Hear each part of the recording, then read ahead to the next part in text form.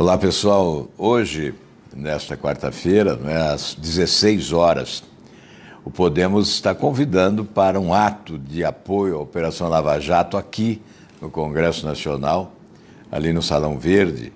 A presidente Renata Abreu teve a iniciativa com os deputados da bancada do Podemos na Câmara e os senadores também, para esse ato de apoio à Operação Lava Jato, às 16 horas, no Salão Verde. O convite é da presidente Renata Abreu e também de todos os deputados e senadores. Quem estiver por aqui, no âmbito do Congresso Nacional, compareça às 16 horas no Salão Verde. É nosso convidado, você.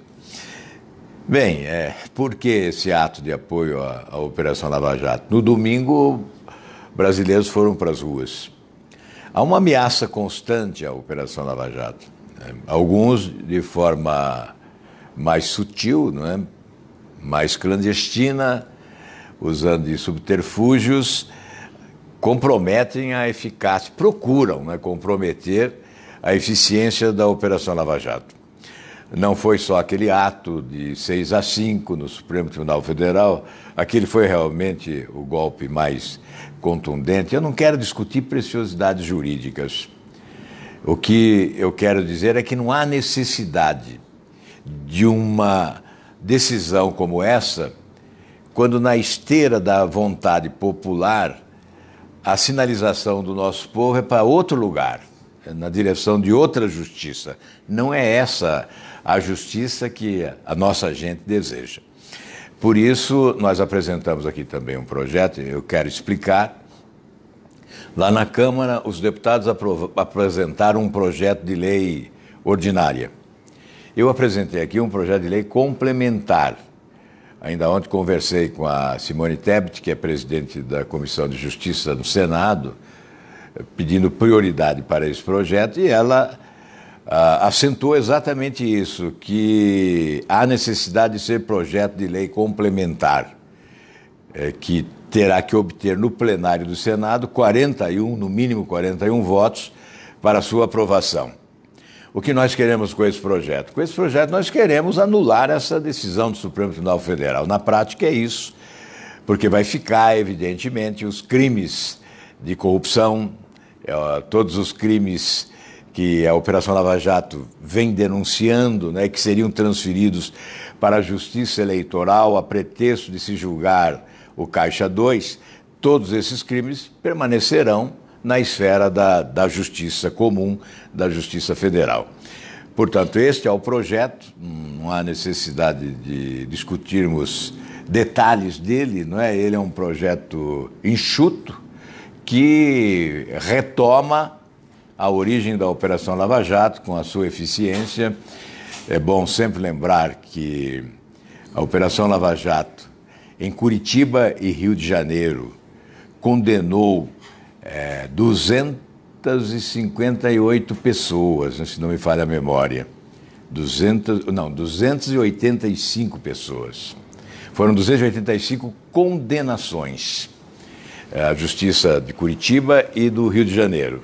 Aliás, é bom destacar o trabalho desse juiz Marcelo Bretas, não é? Que vem tendo um desempenho notável, vem sendo um juiz espetacular, a exemplo que foi o juiz Sérgio Moro.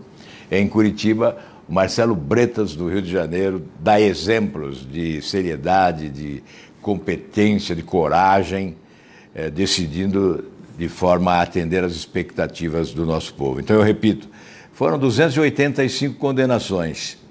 Me parece que dá mais de 3.000 anos de cadeia, de pena. Mais de 3.000 anos. E aqui no Supremo Tribunal Federal nós tivemos uma única condenação com 13 anos de pena para o condenado. Essa é a diferença. Por isso, defender a Operação Lava Jato é acabar com o foro privilegiado. Este é o gesto mais significativo na defesa da Operação Lava Jato. Esta é a providência prioritária na defesa da Operação Lava Jato. Nós vamos fazer um ato hoje aqui no Salão Verde da Câmara dos Deputados em defesa da Operação Lava Jato. O que eu quero dizer é que esse ato só terá consequência se ele motivar os deputados a colocarem na pauta o projeto que acaba com o foro privilegiado. Se esse ato motivar o presidente Rodrigo Maia a colocar na ordem do dia o nosso projeto que acaba com o foro privilegiado. Esses números mostram como é importante acabar com o foro. Se na Justiça lá de Curitiba, do Rio de Janeiro e também em Porto Alegre, na confirmação da segunda instância, foram 285 condenações e aqui no Supremo Tribunal Federal apenas uma, esta é a diferença. Um placar elástico, 285-1. Isto mostra a importância desse projeto que acaba com o foro privilegiado. Não precisa apresentar nenhum outro argumento mais. Basta esse. Se nós queremos uma nova justiça, temos que acabar com o foro privilegiado. O outro assunto que foi discutido ontem intensamente na reunião de líderes, nós tivemos uma reunião de líderes que acabou, inclusive, retardando o início da ordem do dia no plenário do Senado Federal, porque a reunião se prolongou. Nós tivemos um debate a respeito da chamada CPI da toga. É evidente que alguns não querem, outros defendem. Aliás, é bom dizer aqui que o partido que ofereceu o maior número de assinaturas à CPI da toga foi o Podemos. O Podemos, que é hoje a terceira bancada, caminhando para ser a segunda bancada no Senado, foi o partido que ofereceu o maior número de assinaturas à CPI da toga. Eu não concordo muito com a denominação de lava-toga, acho um pouco além, porque a CPI ela tem que apresentar fatos determinados. Então nós não vamos julgar, nós não vamos investigar todas as togas do Brasil. Nós não vamos investigar o Poder Judiciário como um todo. Nós não vamos investigar os tribunais. O que pretende a CPI é investigar denúncias que são do conhecimento público. Essas denúncias seriam investigadas com a instalação desta CPI. Nós estamos discutindo agora o que é fato determinado e o que não é fato determinado. É do regimento. CPI tem que ter fato determinado. Então, o presidente Davi Alcolumbre solicitou à consultoria do Senado a avaliação para identificar o que é fato determinado no requerimento. Alguns dizem que temos, dos 13 apontados, 3 são fatos determinados e os outros não são fatos determinados. Mas para justificar a instalação de uma CPI, basta um fato determinado. Então nós temos sim, regimentalmente, as condições necessárias para a instalação da CPI. O que eu quero dizer é que nós não podemos ficar assustados com a instalação de uma CPI. Eu acho que muitos se lembram, nós já tivemos uma CPI envolvendo o Poder Judiciário. Foi aquela CPI do Nicolau, né? do Judiciário. A denominação era CPI do Judiciário, mas o fato determinado era a construção do prédio da Justiça do Trabalho lá em São Paulo. E aquela CPI levou para a prisão o Luiz Estevão, que está preso até hoje na Papuda, aqui em Brasília.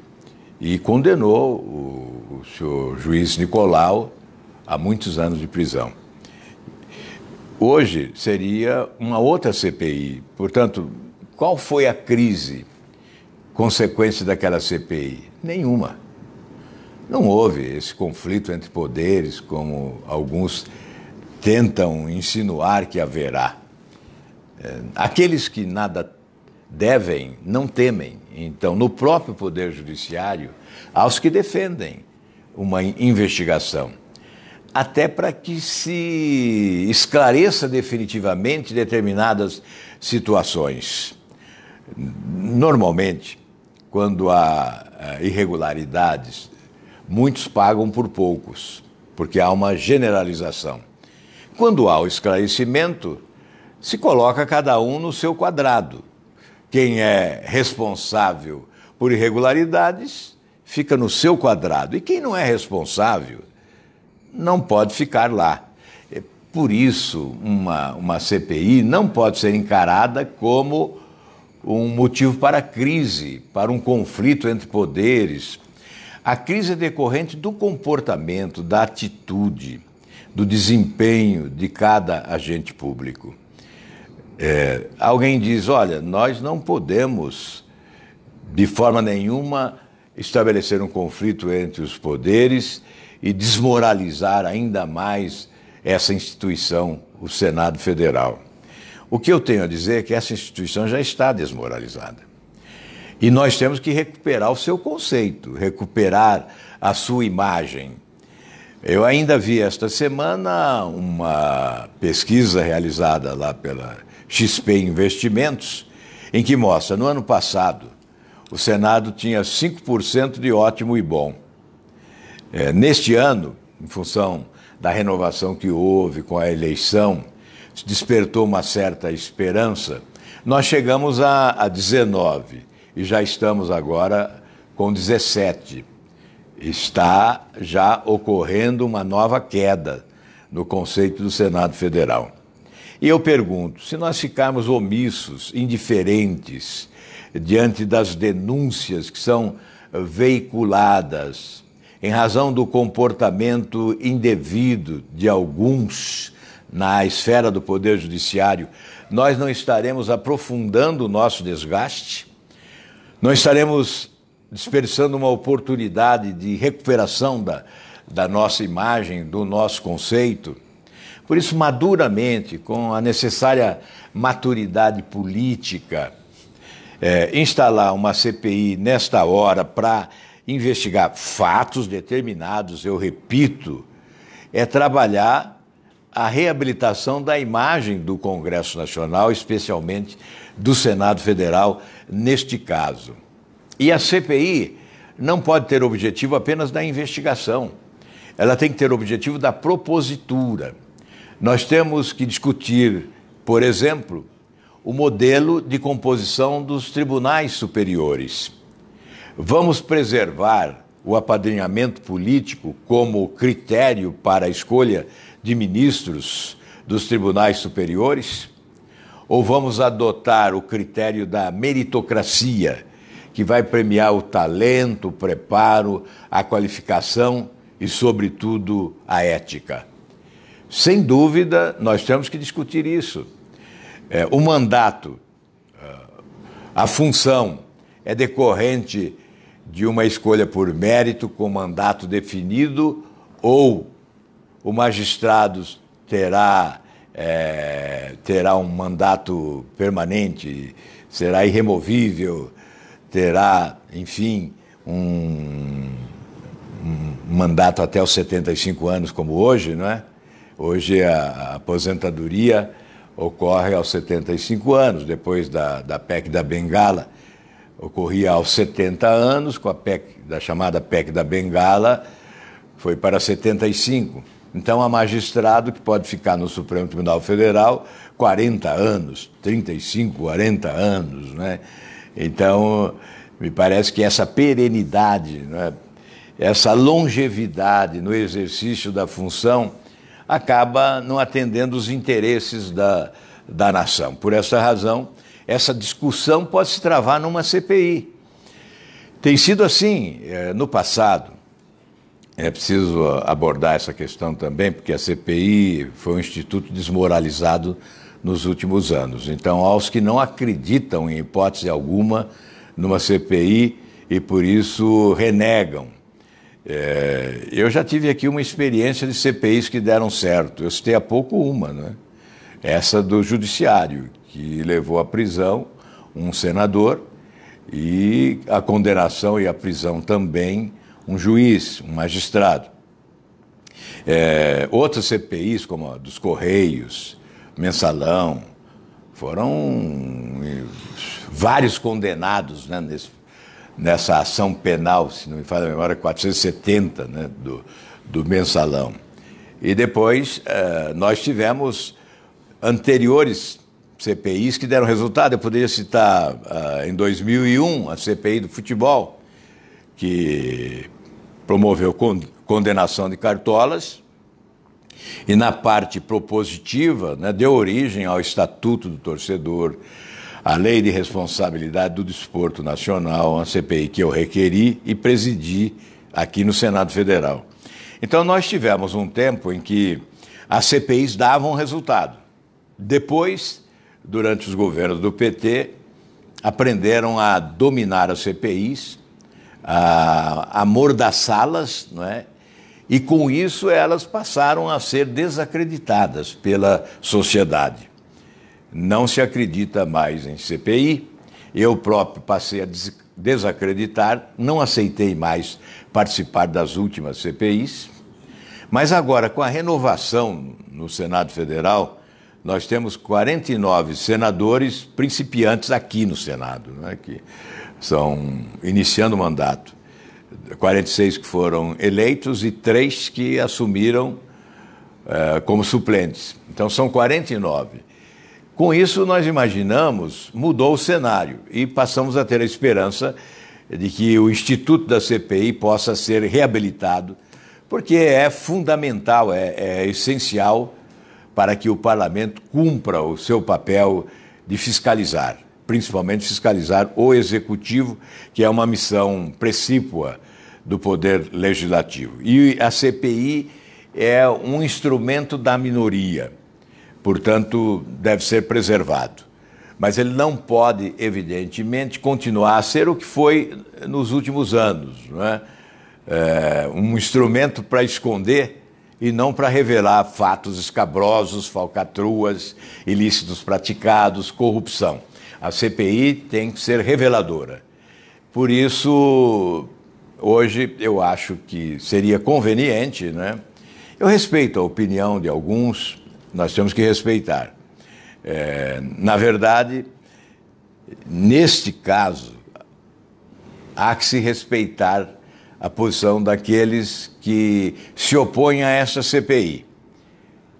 Mas eu particularmente entendo ser possível, necessária, salutar, importante. Se nós conduzirmos bem e ficarmos limitados aos fatos determinados, não fizermos da CPI um palanque, e se nós usarmos a CPI para o debate propositivo, apresentando propostas para melhorar a estrutura do Poder Judiciário, sem dúvida ela cumpriria um papel essencial. Aliás, esse modelo que há no Supremo Tribunal Federal parece que foi arquitetado para não funcionar, porque realmente ele não funciona. Então, esse debate é necessário. Enfim, hoje, repito, estou aqui exatamente para esse convite. Às 16 horas estaremos ali no Salão Verde da Câmara dos Deputados, para esse ato em defesa da Operação Lava Jato, que é prioridade do povo brasileiro. E, evidentemente, no contexto da defesa da Operação Lava Jato está a defesa do projeto que acaba com o fim do foro privilegiado. Isso é essencial, é a prioridade do momento. Convencer os dirigentes lá da Câmara dos Deputados que a sociedade brasileira não aceita essa contemporização, essa estratégia da protelação para evitar a aprovação urgente do fim do foro privilegiado, que é o caminho para uma nova justiça no nosso país. Muito obrigado. Se tiver algum questionamento aí importante... Todo mundo só defendendo a CPI, falando... Defendendo a CPI e, obviamente... O Davi instalar, tal, certo. A sociedade espera isso. Agora, o que eu acho interessante é que muitos estão colocando em segundo plano o fim do foro privilegiado, acho porque o tema cansou, né? Nós estamos já há muito tempo discutindo esse tema, ele vai se tornando repetitivo e vai cansando. Mas não há nada mais importante agora. Se alguém deseja justiça, tem que acabar com o foro. O foro é um instrumento de injustiça a favor da impunidade. Esses números são fatais, né? Elucidativos. 285 condenações na Justiça de Primeira Instância, Curitiba e Rio de Janeiro, e apenas uma no Supremo Tribunal Federal em 5 anos. Então não precisa discutir mais, né? Se quer realmente, se deseja realmente justiça para todos, é preciso acabar com o foro privilegiado. Muito obrigado a vocês todos aí e vamos lá, vamos apoiar a Operação Lava Jato, apoiar os investigadores, os julgadores e apoiar aqueles que querem o fim do foro privilegiado e exigir daqueles que estão criando dificuldades que superemos essas dificuldades para que o projeto seja votado. Quem quiser votar contra, que vote contra.